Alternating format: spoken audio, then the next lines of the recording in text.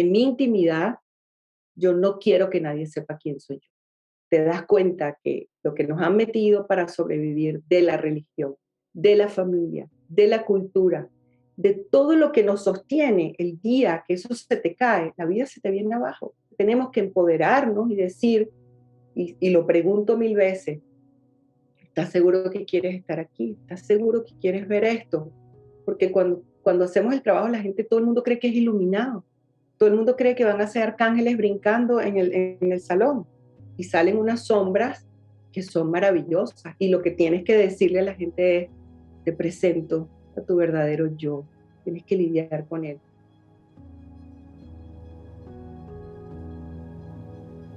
Carola Castillo es una mezcla de terapeuta sistémico, sacerdotisa, clarividente y practicante seria del Qigong. Logró prominencia internacional como pionera de las constelaciones familiares, y como no todo el mundo sabe qué significa eso, le pedí que nos ilustrara el proceso a partir de sus primeras experiencias con este sistema. Cuando yo por primera vez me constelé, fue en Caracas, Venezuela, y fue con una señora de nombre Racasa. Ella llevó el trabajo de las constelaciones a Venezuela y venía más que todo porque ella era Sanyasin. Sanyasin son los discípulos de Osho. Y en el ashram de Osho ya estaban incorporando el trabajo de las constelaciones familiares.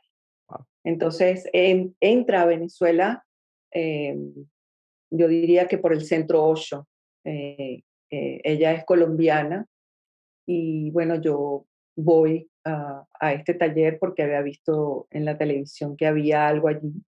Y estábamos en aquel montaje de círculos, las personas, y yo era yo era una buscadora undercover, gallina cobarde tras bastidores, porque bueno, esa es una larga historia, pero es parte de mi historia del por qué ese salto cuántico hacia las constelaciones familiares, porque yo de niña tenía la capacidad de ver cosas que los demás no veían.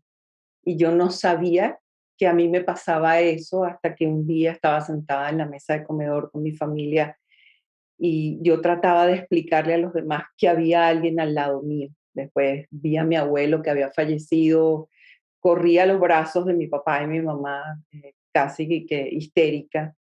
Y bueno, afortunadamente ellos, tú sabes, me pasaron la mano por el hombro y me dijeron, "Shh, ya pasó, eso no existe, ya pasó, eso no existe". Y bueno, allí quedó todo. Sin embargo, cuando tenía como 10 años, pasó un evento que siempre recuerdo, que me marcó la vida. De eso, esto no existe, ¿no? Esto no existe. Yo veía sombras en la casa donde vivíamos, en el Cafetal, en un apartamento, y comenzaron a desaparecerse las cosas de la casa. Y como ya veníamos de la dinámica de eso no existe, "Shh, ya pasó, shh, cállate, eso no existe". Yo me imagino, bueno, mis pobres papás, o qué pueden hacer unos padres con una niña que te dice, mira, aquí hay cosas que yo puedo ver, sobre todo a mi abuelo muerto. Entonces, bueno, empezaron a desaparecerse las cosas, se empezó a desaparecer el licor, nosotros íbamos a la playa y regresábamos los domingos, y cuando llegábamos la cama de mis padres estaba extendida. Un día mi papá nos llamó a mi hermana y a mí, porque su afectadora eléctrica estaba llena de vellos, de pelos, y nos mandaron a bajar las pantaletas a las dos para ver si nosotras nos estábamos afectando el vello púbico. Eh, y claro, yo hablaba con mis fantasmas y les decía, por favor, pórtense bien, no sigan haciendo esto, porque yo decía, mis fantasmas, llámese espíritus o esas visiones que yo tenía, yo decía, me están ayudando a mí para que me crean, ellos están de mi lado, y están haciendo cosas porque mis padres o nadie me cree. Eso era, imagínate, en la cabeza de una niña, ¿no? Y resulta que un día se pierde un par de zapatos de mi papá y yo hablaba con ellos, bueno, en la oscuridad, pues decía, por favor, no sigan haciendo esas cosas, nos están trayendo muchos problemas, habían castigado a mis hermanos porque se perdió el licor, etcétera, etcétera. Y resulta que una tía mía necesita a una chica que la ayuda a limpiar la casa y la señora que nos ayudaba en la casa, la señora Olga, tenía un cuarto que podía alojar a esta chica que vendría este fin de semana para llevársela a mi tía en el transcurso de la semana. Esa chica se quedó ese fin de semana con la señora Olga en la casa de nosotros, se la llevaron a casa de la tía y ella abrió la boca y dijo, la señora Olga está metiendo a alguien en el apartamento.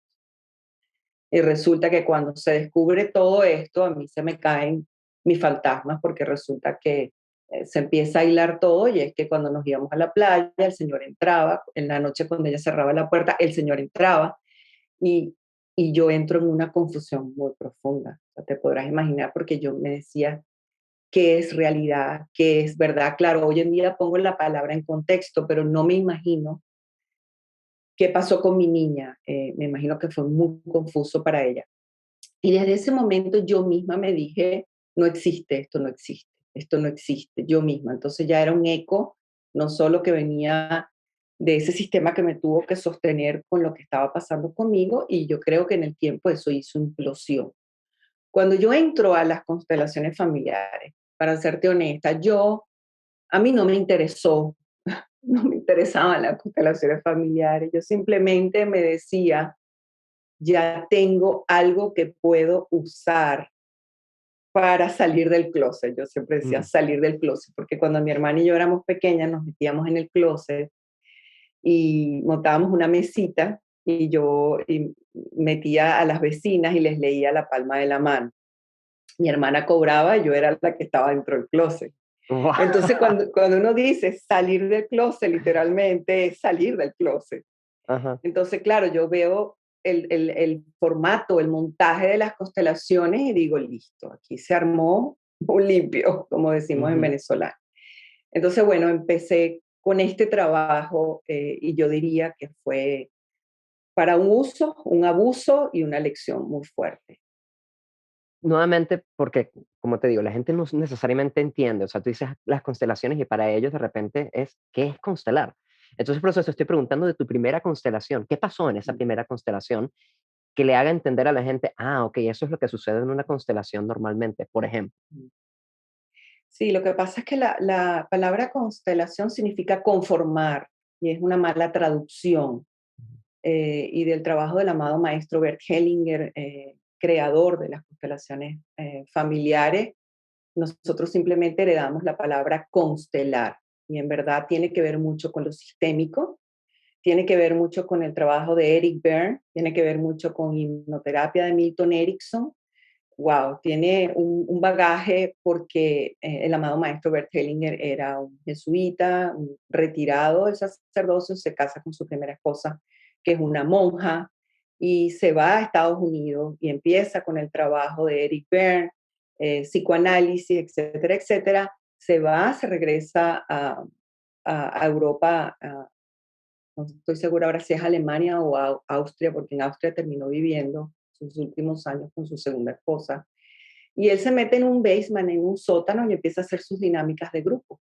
Y él es el primer sorprendido de que cuando hay un grupo y se posiciona en un espacio, eh, un representante que tú le adjudicas un rol de lo que están tratando de mirar, podríamos entonces también hablar de psicodrama. Y también tenemos el trabajo de Virginia Satir, donde ella hacía imágenes, ¿verdad? Donde posicionaba a miembros de la terapia que queríamos hacer y le decíamos, por ejemplo, al chiquito, este es tu papá, este es tu mamá, exprésales con tu lenguaje corporal qué les quieres decir a ellos, cómo te sientes. Lo que hacía el consultante es que estiraba sus brazos o forcejeaba con el padre y la madre, y en vez de hablar, ¿verdad? Lo que hacíamos es con imágenes mostrábamos lo que estaba sucediendo. Y todo eso es lo que tiene el trabajo del amado maestro Bert Hellinger, que dice, bueno, vamos a conformar tu sistema de familia, podríamos conformar una organización y una empresa y podemos también conformar tu familia.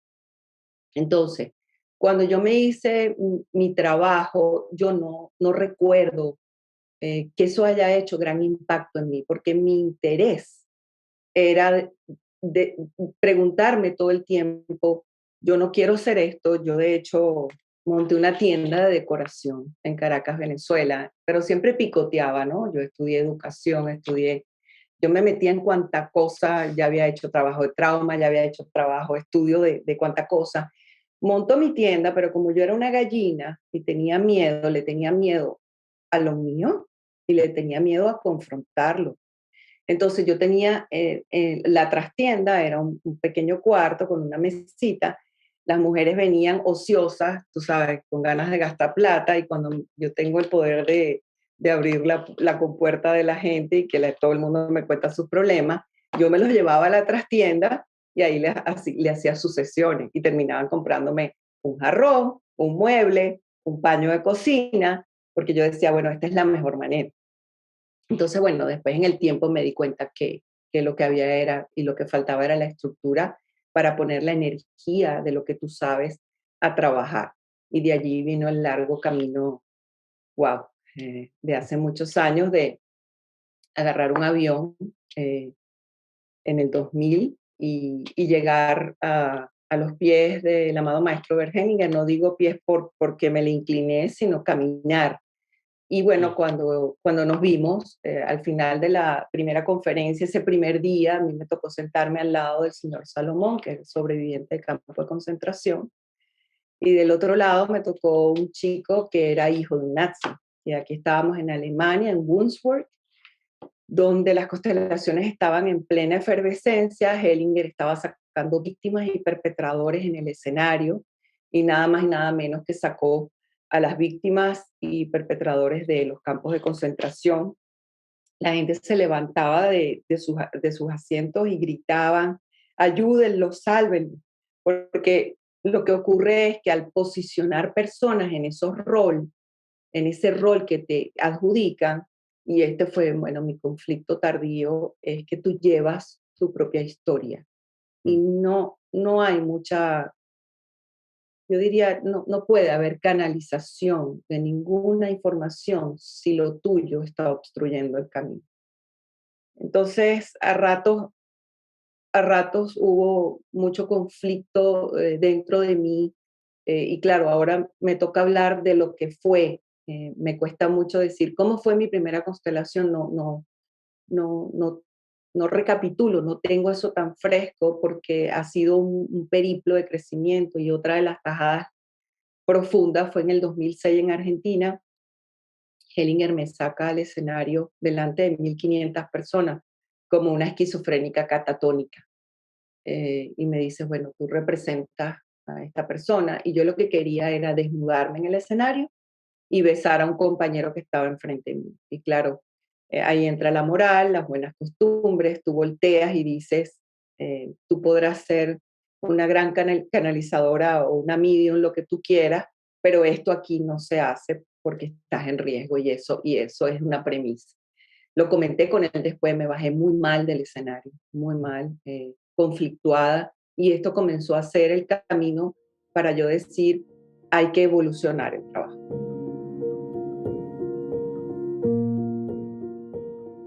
Con los años, el trabajo de las constelaciones familiares llevó a Carola por todo el mundo.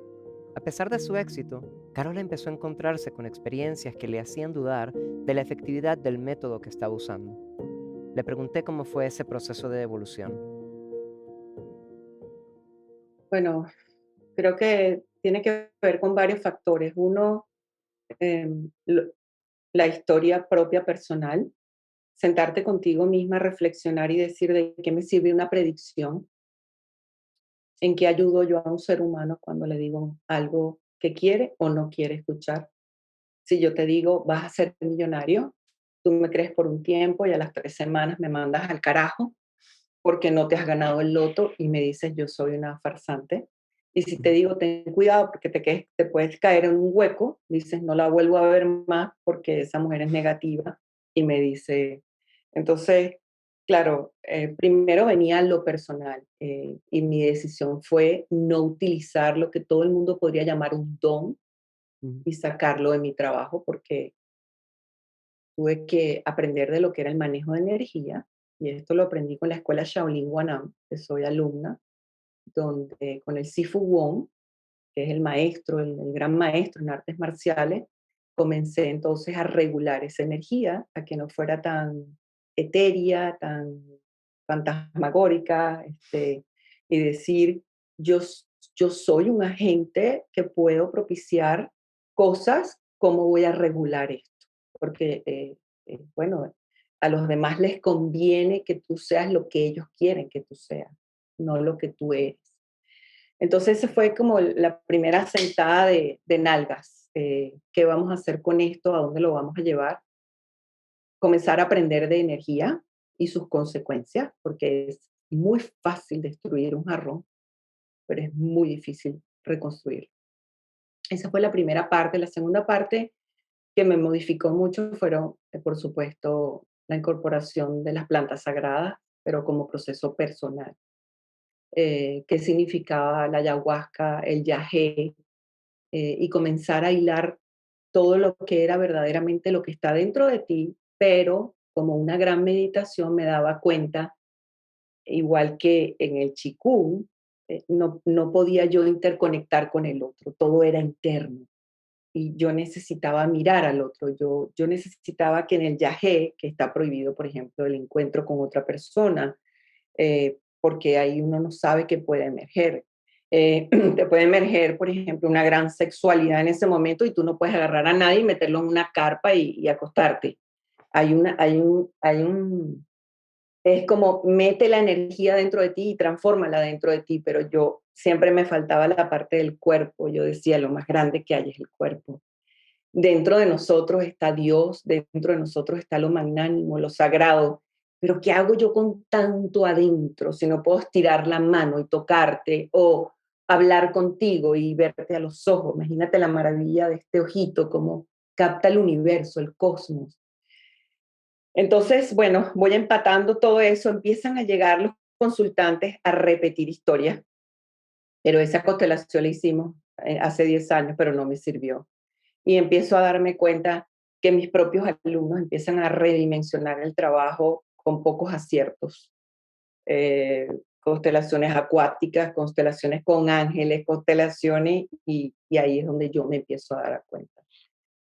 Por supuesto, ya Hellinger me había dateado hacía unos años y me había dicho, solamente las personas que logren transformar mi trabajo podrán prevalecer. Mm. Entonces, la energía ni se corta ni se destruye, solo se transforma. Entonces me empecé a dar cuenta que era fácil tirar flechas, que era fácil usar a unos representantes a tu favor, a tu beneficio, para que quedaran bien los efectos especiales, porque yo levantaba el caso era, eh, mi, mi hermano falleció a temprana edad y yo siempre siento que mi papá quería que yo fuera varón y no hembra, y de repente yo escuchaba mis voces por allá que me decían, agua, agua. Y yo peleaba en plena constelación como, pero si me está planteando un caso de un hermano, ¿qué hago yo con agua? Y entonces mi lucha era, ¿qué hago? ¿Qué sigo? Y eso fue un pase durísimo de factura. Tratar de disfrazar todo energéticamente para creerle la energía y llevar al consultante a mi terreno y no lo que ella me decía. Entonces se fracturó mucho en mí. Y hace 10 años, un diciembre, voy a presentar este trabajo que ya comenzaba a hacer ruido en mí. Ya había hecho eh, ciertas investigaciones, como por ejemplo, ¿qué pasa si los representantes no hablan? ¿Qué vamos a hacer? ¿Qué pasa si no expresan? Porque cuando tú sacabas a un representante que le otorgabas un rol, por ejemplo, a una chica, mira, tú representas el aborto de ella, que el consultante tenía las bolas, cojones, ovarios de decir, yo tuve un aborto y fue provocado. Eh, ¿Cómo nos escondemos de esas sombras? Nadie se sentaba a decirnos la verdad. Entonces yo comencé a hacer un estudio y me llevaba a los consultantes tras bastidores y les decía, dime qué no pudiste decir allá afuera, como un secreto, una confidencialidad, ¿no? Como ayudadores que son. Carola, es que a mí me pasó esto, pero yo no puedo levantar la mano y decirte esto. Entonces comenzó a ser un 99% voy a trabajar mi victimización y nunca mi responsabilidad en mi vida. Entonces yo dije, bueno, ahora voy a callarme el caso. El caso era en secreto, me lo decían en el oído, pero entonces los de afuera decían, ¿y nosotros qué? Yo decía, esto no se puede hablar. Y al sacar los representantes se perdía todo el mundo porque no había historia. Entonces nos perdíamos todos y aquello era un arroz con mango, un desastre que te lo puedo jurar. Pero Claro. a mí no me interesaba ni el grupo, ni el éxito, nada. Yo decía, esta es la línea que yo voy a mantener. Y de ahí nacen las reconstructivas, donde yo digo, tengo que hacer una intervención que sea tan íntima y tan privada, que todo el mundo pueda conectar ese potencial de canalizar información sin verse juzgado. Y de ¿Y allí cómo lo nacen las logras? reconstructivas.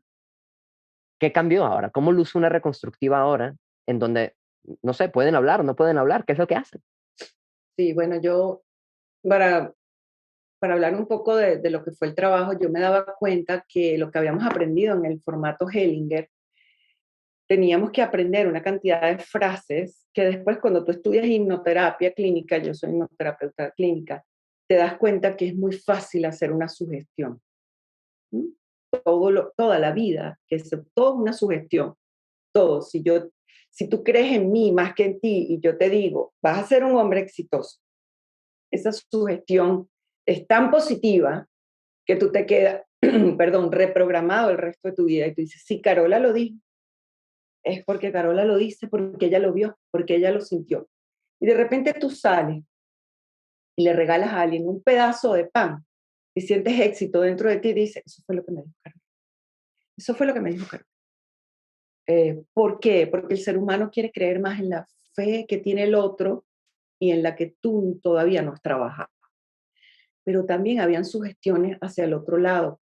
Y hoy en día, lamentablemente, hay gente que me ha llamado, te estoy hablando hace 2 semanas, una señora que me dijo, mis hijas se fueron a hacer una constelación y la señora les dijo que su hermano no es hermano del mismo hombre, es hijo de otro hombre. Me dice, Carola, yo te juro, y esto por mensaje de texto, por mensaje de voz en Instagram, me dice, yo te juro que mi única pareja ha sido mi esposo. Y estoy hablando de una señora y se destruyó el hogar. Ahora, mi pregunta, ¿cuál es tu responsabilidad? ¿A qué fuiste? Cuidado, porque allá afuera hay cualquier cosa. Yo tuve que presentar el trabajo en una universidad en República Dominicana y cuando llegué allí vi que todas las personas eran afrodescendientes y yo les dije, miren, nosotros en Venezuela tenemos un psicólogo y un grupo. Ese es el respaldo de nosotros. Entonces, entre estas dos cosas es donde nosotros buscamos ayuda. El brujo lo buscamos cuando le decimos, mira, mi hombre me está haciendo infiel, móntale el trabajo a la mujer. Y el psicólogo lo buscamos para tener a alguien con quien llorar y vomitarle semanalmente, ¿no? Entonces, esas sugestiones, por ejemplo, mamá, gracias por la vida que me diste. Perfecto, era una sugestión. Y por primera vez era mágico ese momento, porque yo comienzo a entender que en percepción y en supervivencia, la historia es otra cuando tú dices la frase. Entonces, lo que a mí en el tiempo me causó un poco de, ay, no, yo no digo angustia, sino de transformación, de decir, ok, esto es lo que hay, esto es lo que él pudo hacer, ¿qué más hay aquí? Es cuando nos meten en la programación de las constelaciones que todo lo que queda excluido se repite más adelante. Entonces empieza una cacería de brujas por información dentro de los sistemas de familia que no ocurrió ni en la Segunda Guerra Mundial cuando Hitler le pidió a todo el mundo el árbol genealógico para que demostrara que no había traza judía en los alemanes en cierta generación. Entonces, ¿qué hacía la gente? Yo estaba en un taller, en una conferencia en Coahuila, cerca de Monterrey, y al terminar mi charla me bajo y una chica se me acerca y me dice, Carola, estoy tan aliviada por lo que dijiste, porque mi abuela fue infiel, mi mamá también, y ahora sé de dónde vengo. Y yo dije, no, no, dije, no, esto no está bien. Entonces empezó la cacería de brujas para excusarnos y decir, bueno, es que a mí no me queda otra que repetir lo que aprendí. A mí no me queda otra porque yo estoy representando al excluido. Entonces, eso empezó a cobrar ese sentido dentro de mí de decir, ¿qué pasa si yo empiezo a trabajar en la supervivencia del niño de 0 a 6 años, que ha sido la transformación más grande, para poder ir a una reconstructiva? Porque yo le quité a la reconstructiva y a su formato, que ya te voy a explicar, le quité la palabra, le quité el juicio, le quité el ego, le quité la percepción y le queda simple y llanamente la información en privado a la persona que se está haciendo su trabajo. ¿Sí? Pero para arribar allí, me tuve que montar de 0 a 6 años a la supervivencia, a las programaciones que vienen de la cultura, de la familia, de la educación y la religión que te toca. Eso ocupa 95% de nosotros. Quiere decir que todo trabajo que hagamos afuera, lo que tú vas a extrapolar es tu percepción. Si no hay cambio de percepción, no puede haber una nueva vida para ti. Porque no es lo nuevo, es el pasado. El pasado yo lo llamo el pantano, no porque sea algo negativo. Me gusta porque inclusive la flor de loto crece en un pantano. Me gusta el pantano porque es seductor, es aguadito, es cómodo, es esa zona de confort. Para tú poder aprender algo nuevo, el pantano te dice, ¿para dónde vas tú? Vámonos. ¿Por qué? Porque las programaciones tienen más peso que lo nuevo. ¿Y qué está en riesgo? Está en riesgo mi vida cuando yo decido cambiar algo. Entonces, hicimos un programa de 0 a 6 años para que la gente entendiera y lo que hacemos es deconstruirte.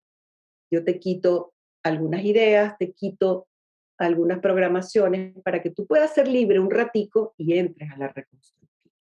Este primer programa lo llamamos ahora coaching transpersonal, donde la persona puede hacerle sesiones uno a uno y trabajamos en percepción y es un palo zen. ¿Por qué es un palo zen? Porque por primera vez el niño de 0 a 6 años en la sesión dice, ¡oh! Yo pensé que esto era diferente.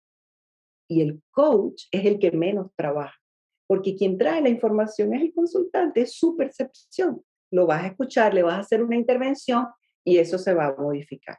Bien, ahora llegamos a la dinámica de grupo reconstructiva. Son 4 personas en la dinámica de grupo. Imagínate un cuadrado. ¿Eh? Tenemos 4 puntitas. Ok, supongamos que tú vienes a trabajar conmigo. Yo te asigno el caso en intimidad, en secreto. Yo hablo con cada participante por separado y ahí sale la sombra, los miedos. Eso que yo no me voy a permitir decir en tablas, quiero desnudarme y besar a nadie. Y me he encontrado casos como Carola le partí el pene a mi esposo. Carola, mis hijos no son de mi esposo. ¿Y quién va a decir? Bueno, a menos que seas un iluminado y lo reconozcas. Pero poca gente, bueno, nacemos para ocultarnos de nosotros mismos, no Sí, o nacemos sea, el para ser costo es muy libres. grande, ¿verdad? El costo es El demasiado costo, grande. exactamente, me gusta eso.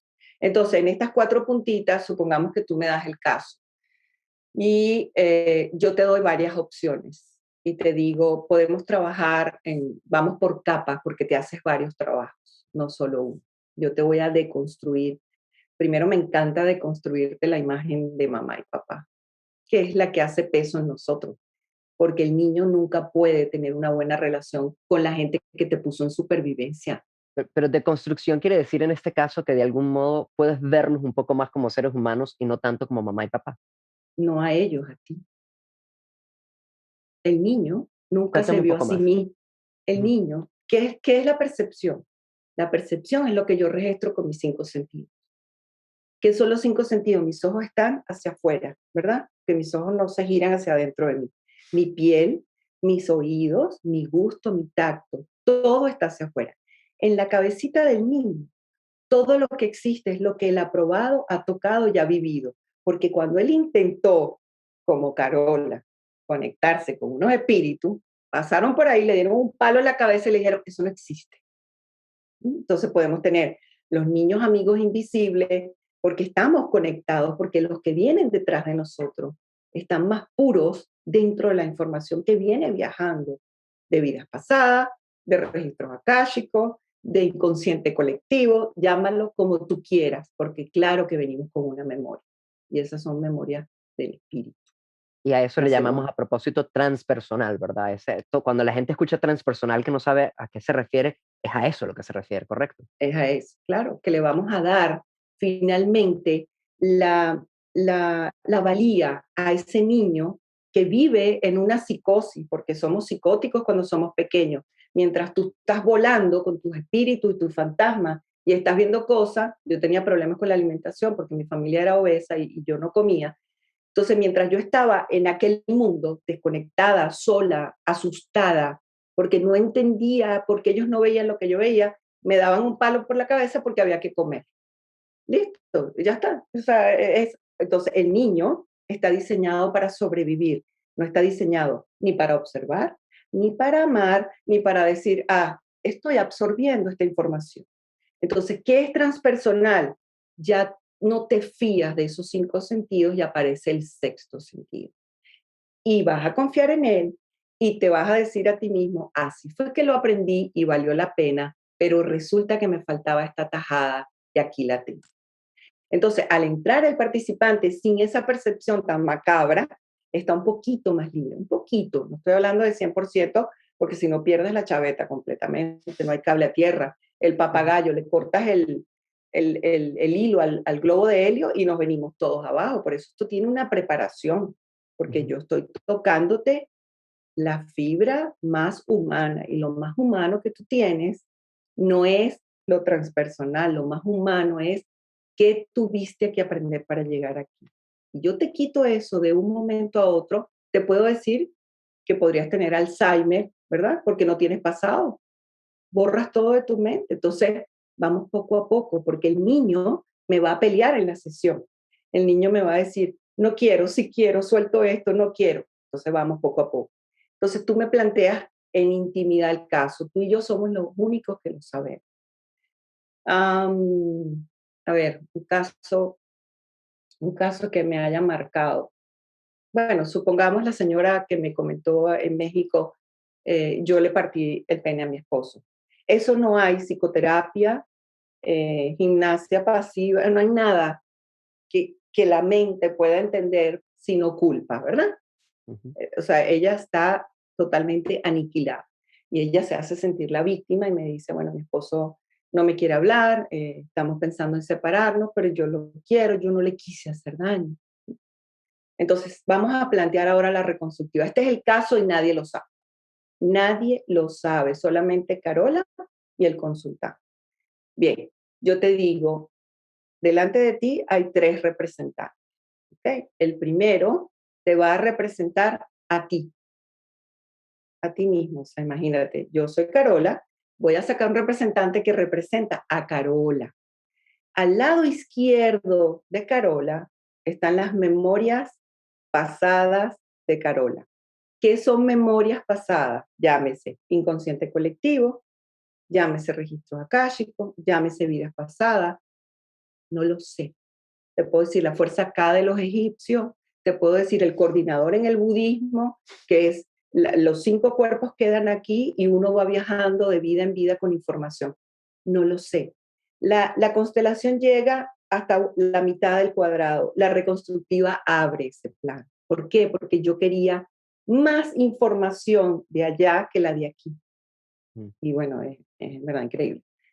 Tercer movimiento es primero tú, después las memorias pasadas. Después las memorias pasadas van enfrente de las otras memorias, porque tú representas el caso. Entonces voy de nuevo. El consultante representa el caso. En este ejemplo, la señora representa lo que me contó. Le partí el pene a mi esposo. Ese es el caso. Delante de ella está ella, a su izquierda están las memorias pasadas de ella y a la derecha del caso están las memorias del caso. Es el por qué venimos juntos y por qué tenemos que ver esto aquí. Ok, comienza la dinámica. Respiramos profundo, se dan unas instrucciones. La seguridad viene primero. Como la mente no tiene historia, no tiene información, hay un bypass y hay una canalización de información porque no hay percepción. No hay, claro, se usa el cuerpo. Entonces, una de las cosas que tenemos que seguir en la reconstructiva es el lenguaje secreto.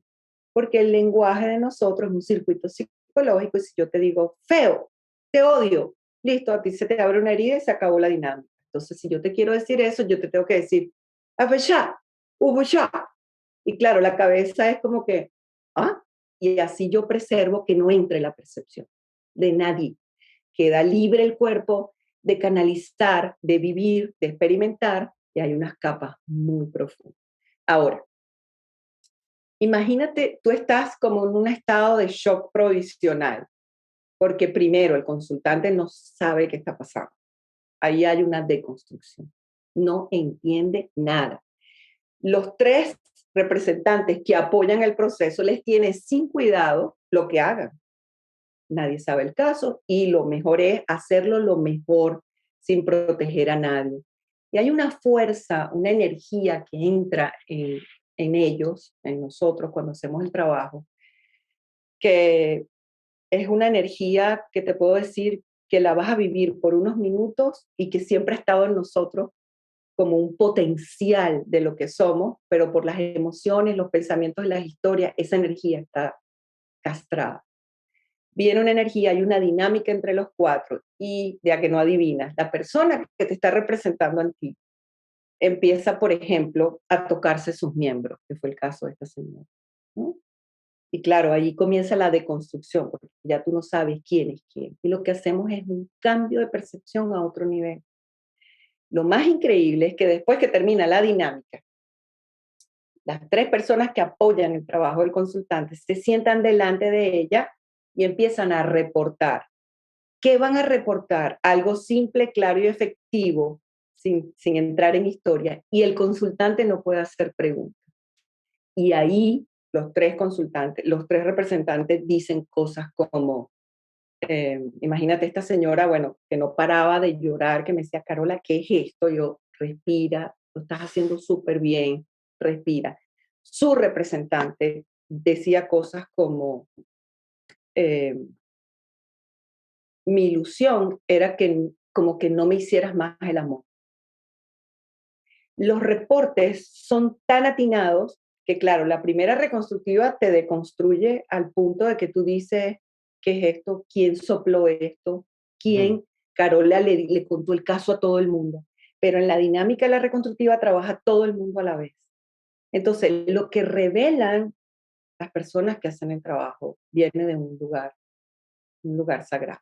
Uno de mis casos, que siempre comento que hace muchos años yo tuve de alumno al rector de la Universidad de Costa Rica, el rector de estudiantado, profesor Carlos, que tengo contacto con él.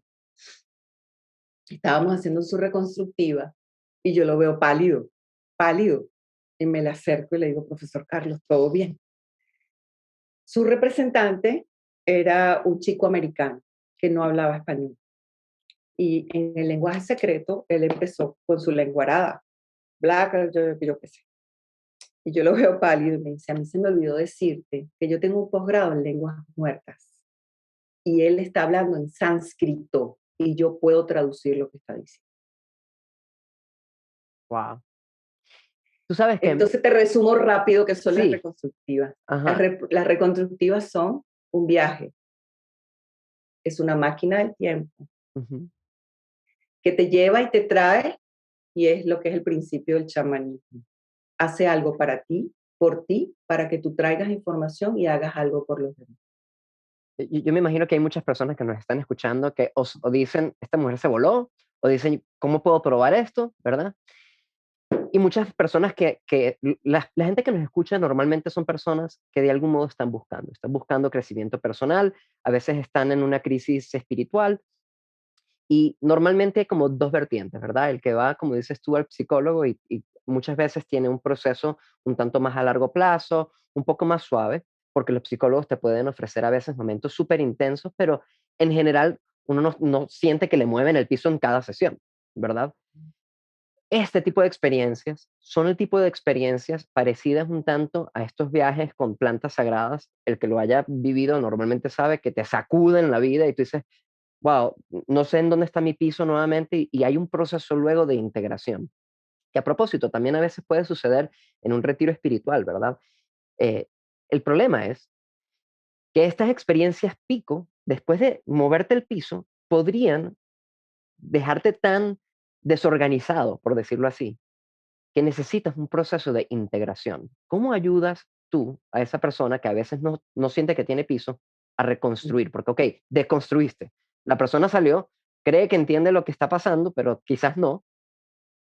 ¿Cómo la regresas a tierra? El proceso más complejo de las reconstructivas es el primero que te conté. Y allí es donde yo me aseguro que hay trabajo, porque la mayor espiritualidad está en la tierra. Entonces yo siempre hablo de un astronauta que añora con llegar a la luna, pero cuando llegue a la luna no podemos permitir que le dé un ataque de pánico.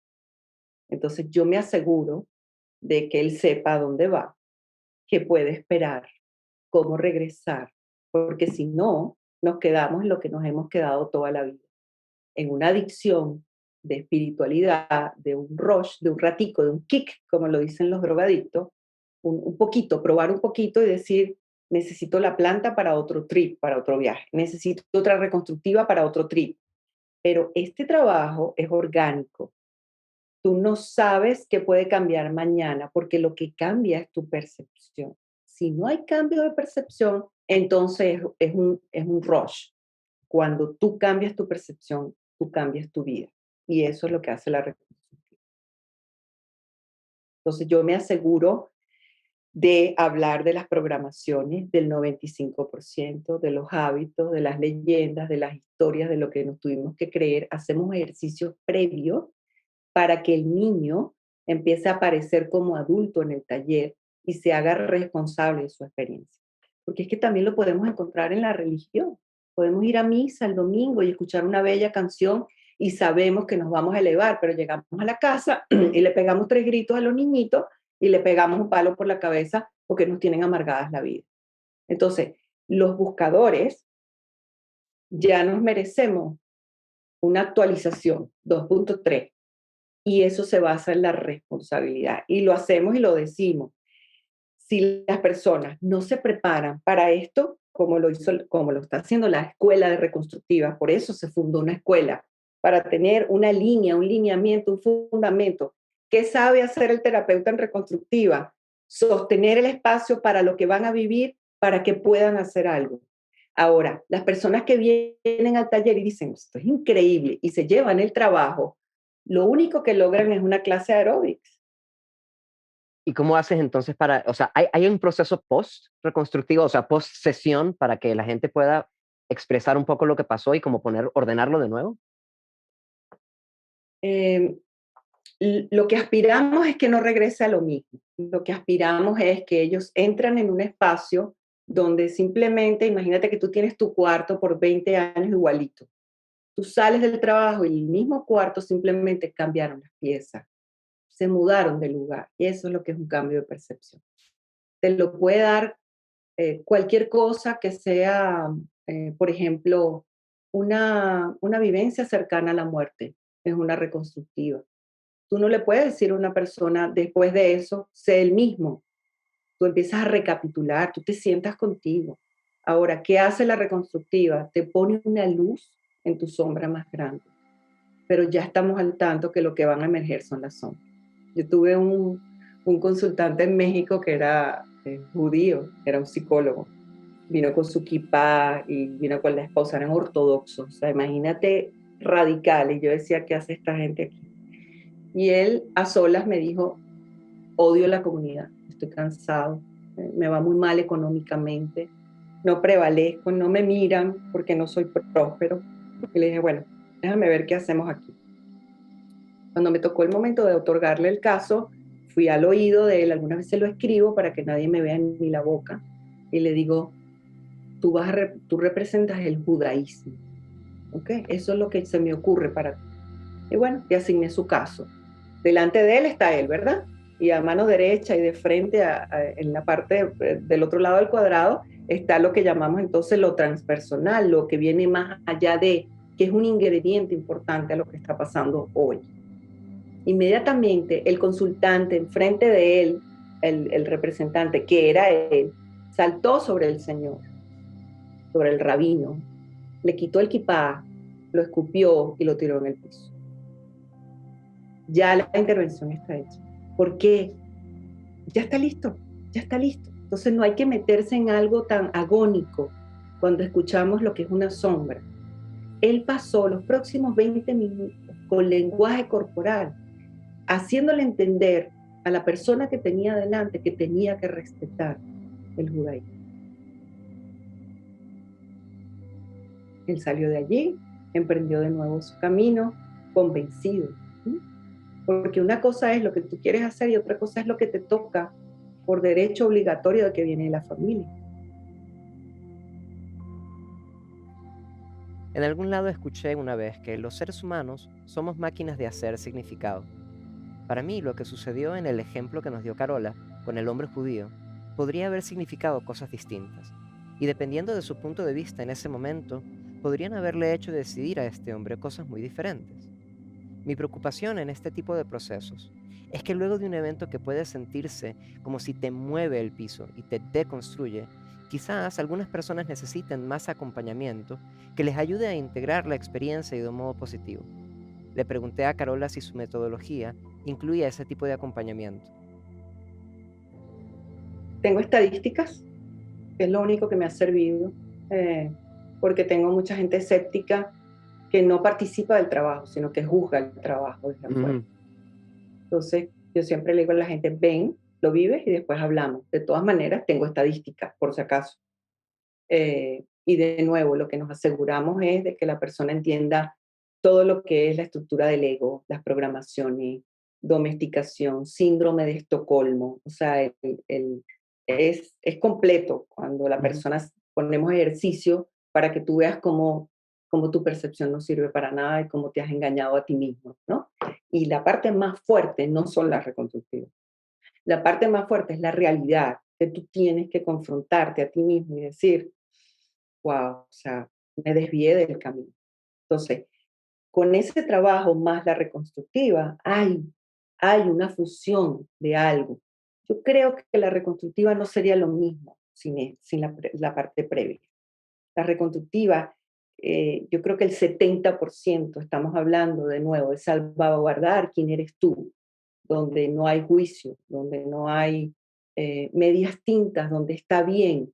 Pero si estamos hablando de que vamos a deconstruir o vamos a romper o vamos a fracturar lo que tú has tenido que hacer para sobrevivir, la reconstructiva te va a llevar a ese lugar. Y hay algo que a mí me ha impactado en estos 10 años de la reconstructiva, porque no tienen 2 meses, tienen 10 años, que miro y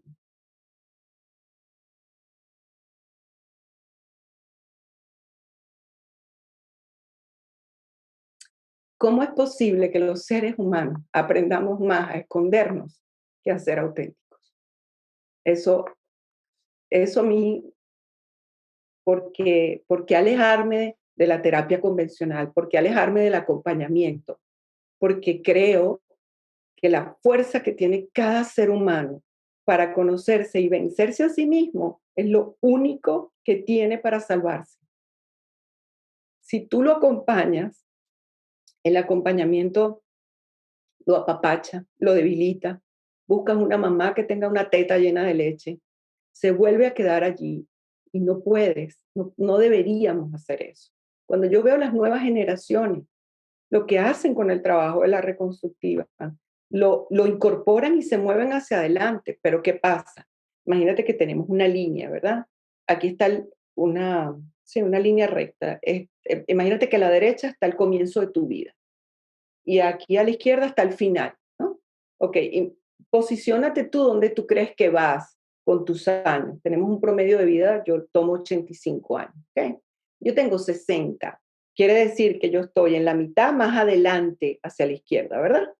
Bueno, todo lo que está atrás es lo que yo he tenido que transitar inconscientemente por el terror que me da de saber quién soy yo. Cuando tú deconstruyes eso, las personas que recién comienza el camino, es menos tiempo que están programados. Es menos credibilidad en que yo quería hacer un video en estos días y decir, Ok, vamos a mostrar la sombra para que la gente entienda. Yo soy tu mamá y tú eres mi chiquito de 6 años. Yo te voy a decir, yo quiero que seas pordiosero como tu papá. Y mi sueño es que seas alcohólico como tu abuelito. Cuento contigo. ¿Me sigues? Ok. Eso afuera no suena, ¿verdad? Pero yo como mamá te digo, tú eres el mejor. Tu papá fue un desgraciado. Tú sí lo puedes hacer. Tu papá no lo pudo hacer. Esa verdad, que es la que tú te crees verdad, está dentro de ti haciendo implosión. Esa implosión te lleva a una locura, pero también te lleva a ser buscador, porque hay algo que no termina de convencer. Cuando yo veo a los seres humanos en donde se han metido para no encontrarse a sí mismos, yo termino el taller y yo me voy a mi hotel y yo me siento y lloro, porque digo, si somos tan astutos para escondernos, tenemos que ser astutos para seguir adelante. El chikung, el ayahuasca, lo que tú tomes para acceder a esos planos elevados de conciencia, la hipnosis clínica profunda, no es compasiva. Todo lo que tú tienes adentro es tu sombra. Y esa sombra no es sutil, es muy macabra, pero el que es macabro es el que la tiene allá abajo. Ahora, en mi intimidad, yo no quiero que nadie sepa quién soy yo. Es muy difícil. Yo, el día que aprendí, yo siempre digo que yo soy un demonio. Me encanta decírmelo, pero el día que yo aprendí que la palabra demonio tiene que ver con dinamismo, te das cuenta que lo que nos han metido para sobrevivir de la religión, de la familia, de la cultura, de todo lo que nos sostiene, el día que eso se te cae, la vida se te viene abajo, se te viene abajo. Entonces tenemos que empoderarnos y decir, y lo pregunto mil veces, ¿estás seguro que quieres estar aquí? ¿Estás seguro que quieres ver esto? Porque cuando hacemos el trabajo, la gente, todo el mundo cree que es iluminado. Todo el mundo cree que van a ser arcángeles brincando en el salón y salen unas sombras que son maravillosas. Y lo que tienes que decirle a la gente es, te presento a tu verdadero yo. Tienes que lidiar con él. Pero algo me dice a mí que tú lo sabías, ¿no?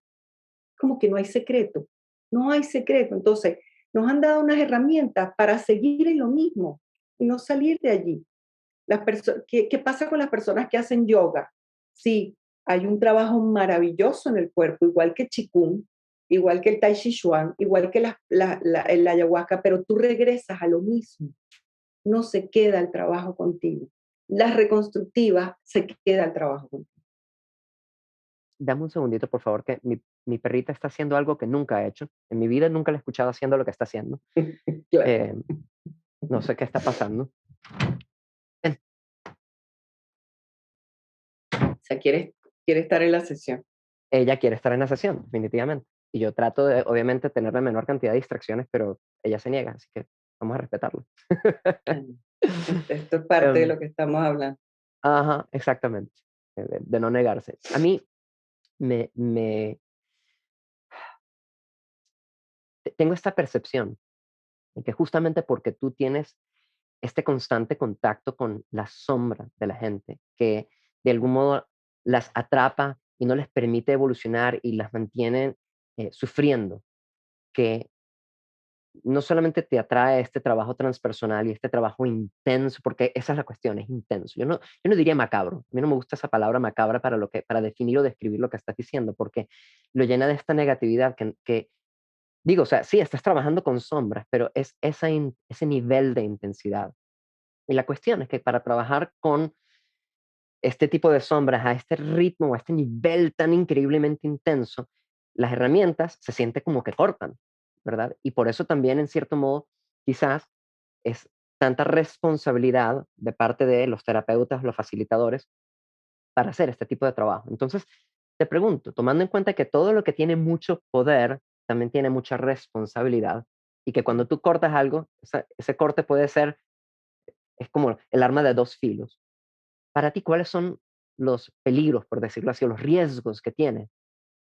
No solamente para el participante, sino para el facilitador, el estar dentro de una reconstructiva, porque es bueno que la gente sepa a qué atenerse, ¿no?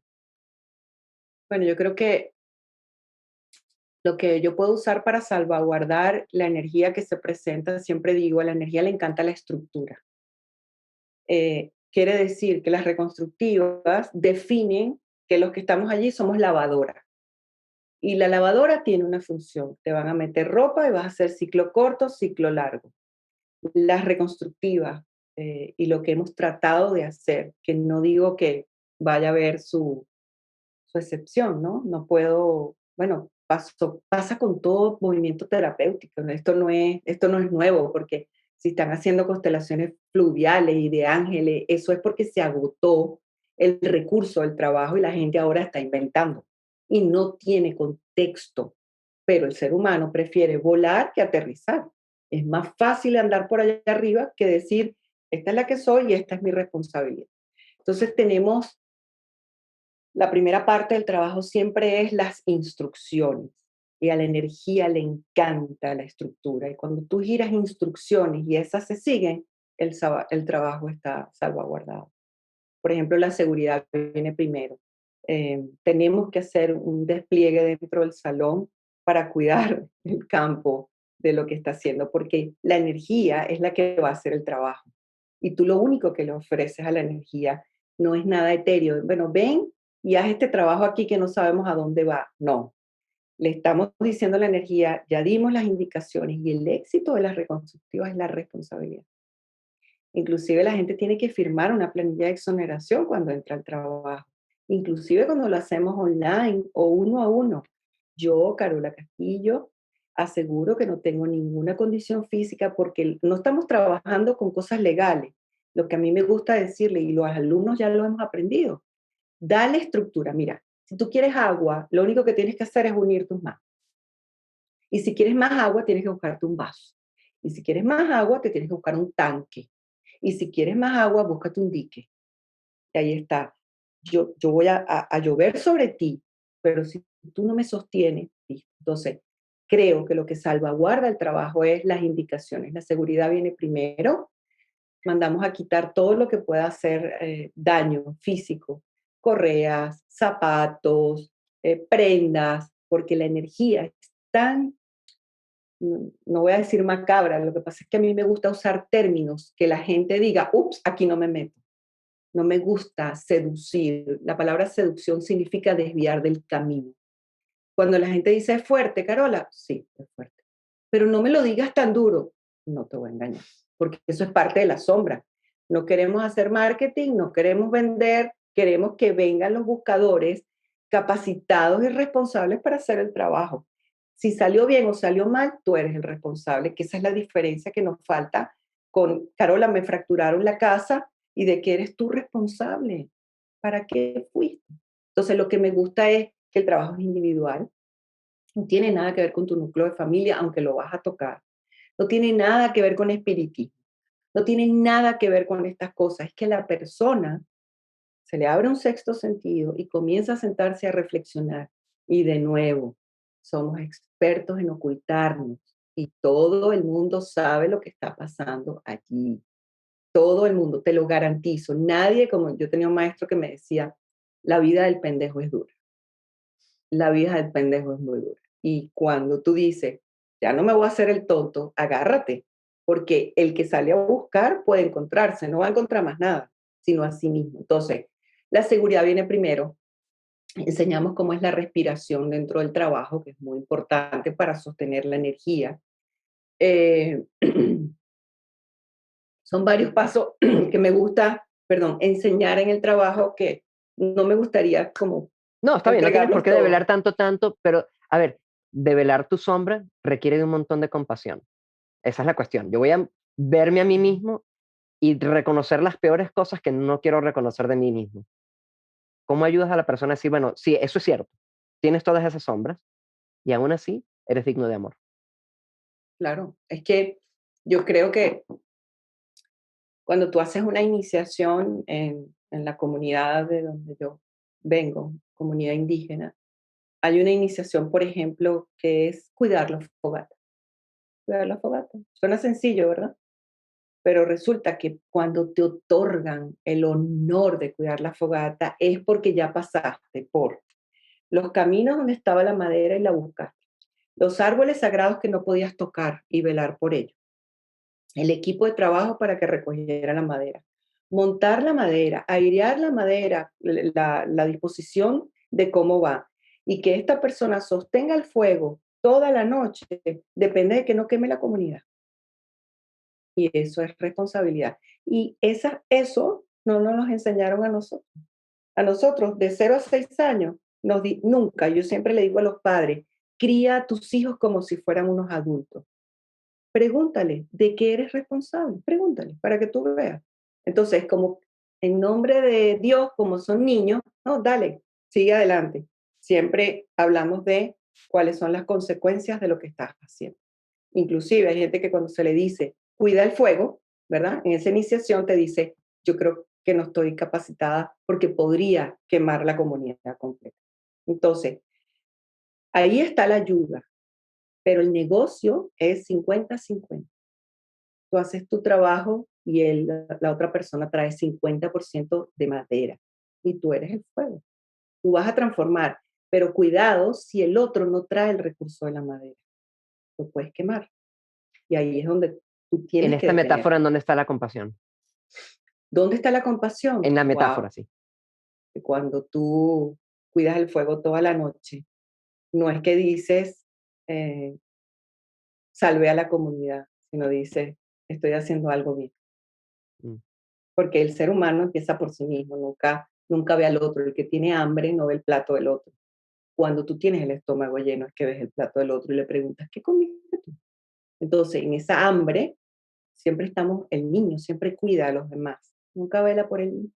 Al día siguiente, cuando se levanta el hermano mayor y te ves sentada, muerta de frío, muerta de hambre, concentrada y enfocada, y te pone la mano encima y te dice buen trabajo, no te está diciendo salvaste la comunidad, no quemaste, no, no, no, te está diciendo tú buen trabajo. Por primera vez tú sabes lo que es un reconocimiento, porque el mejor reconocimiento es el que tú te mereces cuando de verdad has hecho tu trabajo. Y no hay compasión más grande que tú te reconozcas lo que eres capaz de hacer por ti mismo. Si tú vas a regalar algo, tiene que sobrar de ti un vaso, ¿no? Cuando tienes el vaso y supongamos que el vaso está lleno de todo tu amor, ¿verdad? De toda esa compasión que eres. Ok, solo cuando se rebose del vaso, los demás vendrán a tomar. Pero si tú me ofreces una compasión que está en el fondito del vaso y me estás invitando a que me meta contigo en el vaso, los dos nos vamos a ahogar en un pequeñito vasito. Entonces, dime qué te sobra y te diré qué tipo de fuente eres. Pero no seas una fuente que está más bien en inanición con una sed profunda. Entonces, cuando tú empiezas a brotar, eso es lo que va a ver la gente de ti, no la carencia, sino lo que te sobra. Carola, quiero agradecerte muchísimo el tiempo que has compartido con nosotros y quiero que por favor le digas a la gente cómo pueden contactarte, cómo pueden encontrar más de tu trabajo y en qué estás trabajando en este momento específicamente. Wow, en este momento estamos escribiendo el libro de las reconstructivas, que lo quiero sacar, hay que sacarlo. Bueno, debido en este momento que estamos haciendo este trabajo, tiempo de pandemia, nos hemos enfocado en el coaching transpersonal, que fue decantar de las reconstructivas grupales, la vivencia en grupo, dinámica de grupo, sacamos la esencia del trabajo, lo denominamos coaching transpersonal según RISC, que es la escuela, Reconstructive School, y ahí enseñamos a los coaches cómo hacer la intervención uno a uno y tenemos un modelo que lo denominamos Agility, para que no inventemos. El modelo Agility es como el modelo Starbucks, el modelo McDonald's, que tú entras y tienes que seguir la línea para hacer un café más adelante, más rápido y más sabroso que cualquiera, pero es el mismo café. Cuando domines eso, y yo le digo a mis alumnos, 1000 casos por lo menos, cuando domines eso, puedes ganarte tu franquicia porque la experiencia es muy importante. Entonces, estamos dedicados al coaching transpersonal online, ya empezamos con el trabajo de dinámica de grupo, estamos en todas partes del mundo haciendo la cruzada de las reconstructivas, porque bueno, sabemos, yo creo que por experiencia propia, a mí me hubiese gustado vivir esta herramienta por lo menos hace 40 años. Puedo entenderlo y mira lo que deseo para ti. Que esto no solamente crezca, sino que veas en alguna de tus alumnas o alumnos lo que Bert Hellinger vio en ti y que ellos lleven ese trabajo adelante y hayan encontrado la forma, después de realmente recibirlo y entenderlo, de evolucionarlo todavía más. Así es. Y en eso creo que la comunidad se ocupa de que la pirámide vaya creciendo de abajo hacia arriba y mi sueño, mi ilusión es que la escuela crezca tanto que yo solo me dedique a la instrucción dentro de la escuela, que es transmisión de conocimiento de todo lo que he aprendido, pero tiene estructura, Sí. tiene estructura y ese es el gancho más grande del ser humano. Cuando ve que hay estructura, compra el paquete de galletas, aunque la galleta no le guste, y después ya, después ya veremos. Bueno, yo creo que te ofreces una galleta que es amarga, pero por eso es tan nutritiva. Como la mayoría de la comida que es amarga, pero nutre muchísimo. Yo creo que los fantasmas que nos hemos puesto enfrente son tan absurdos, porque una vez que le levantas la sábana te das cuenta que fue tu imaginación que lo hizo tan feo. Mm. Carola, gracias. Gracias. Gracias de verdad. Fue muy bonito compartir contigo. Muchas gracias, Carola, por tu tiempo. Carola tiene su propio podcast, Lonchera para el Alma, y aunque la puedes encontrar en las redes si la buscas por Carola Castillo, te recomiendo que antes vayas a su sitio web, carolacastillo.com, en donde tiene información acerca de sus programas, libros y un montón de recursos útiles. Si te gusta este podcast, por favor, ayuda a otros a encontrarnos. Déjanos una reseña en iTunes. Simplemente busca nuestro programa, el podcast de Aquila, y donde dice reseñas y valorizaciones, por favor, danos tu opinión. Muchas gracias por tu tiempo y namaste.